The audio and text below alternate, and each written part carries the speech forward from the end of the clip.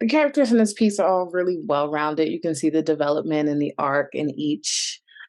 This piece takes place in an interrogation room primarily, so the dialogue really takes precedence here, and the performances really sell it.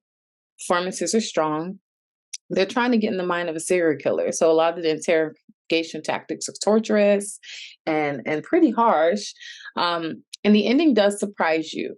So we see at the ending that he has been telling the truth all along, even though his truth is hard to believe.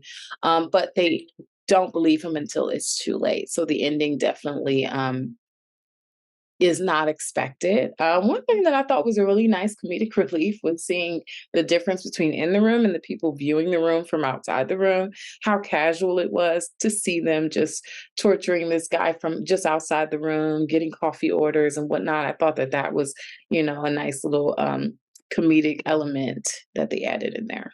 Whoa, whoa, whoa. This film was intense. And it felt like a real investigation, only with a supernatural twist to it with the sound.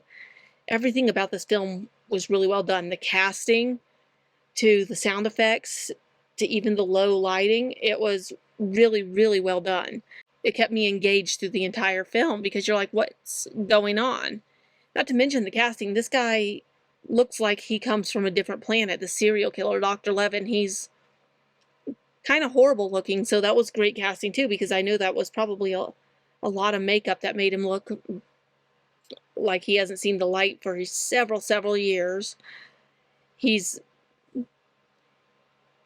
creepy looking, but everything from the acting, from the detectives to the sound effects to everything else to the very end, it's all kind of a sci-fi supernatural feel while also keeping the audience engaged. I thought the character of the serial killer, the actor, did an amazing job really preparing for this character, making it rooted in something and believable.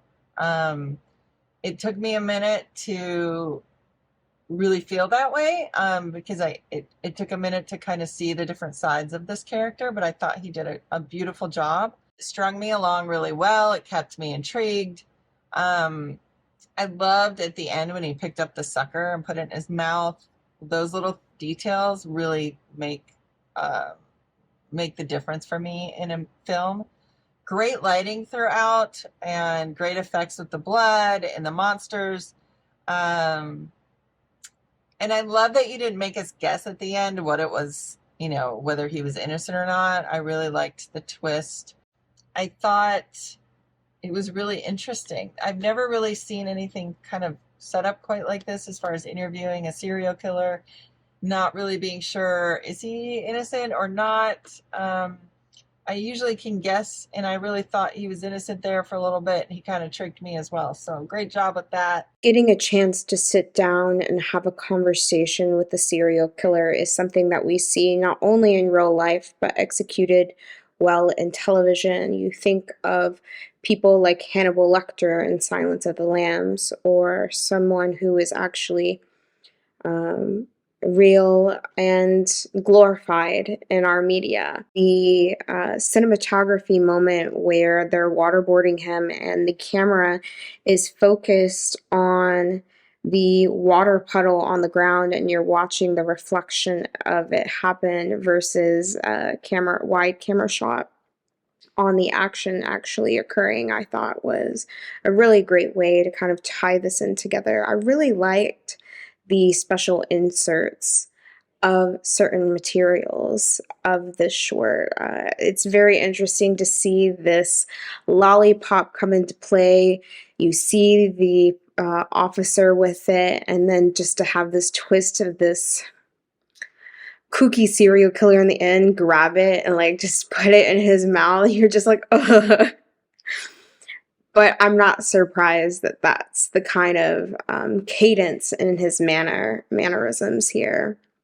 and the nice little demonic creature bit at the end. Like, it's kind of alluding that something's not right with the sound design within the piece. You know, he is like, oh, you've brought me to a secret location, and he uses this opportunity to escape while doing so. The characters are all distinct, and the dialogue is definitely interesting. I really enjoyed the casting choices and the makeup, if there was makeup, especially in the mysterious character.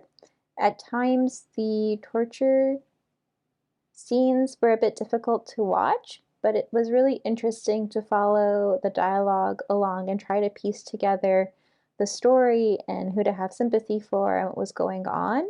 And it really leads up nicely to the ending in a really interesting way.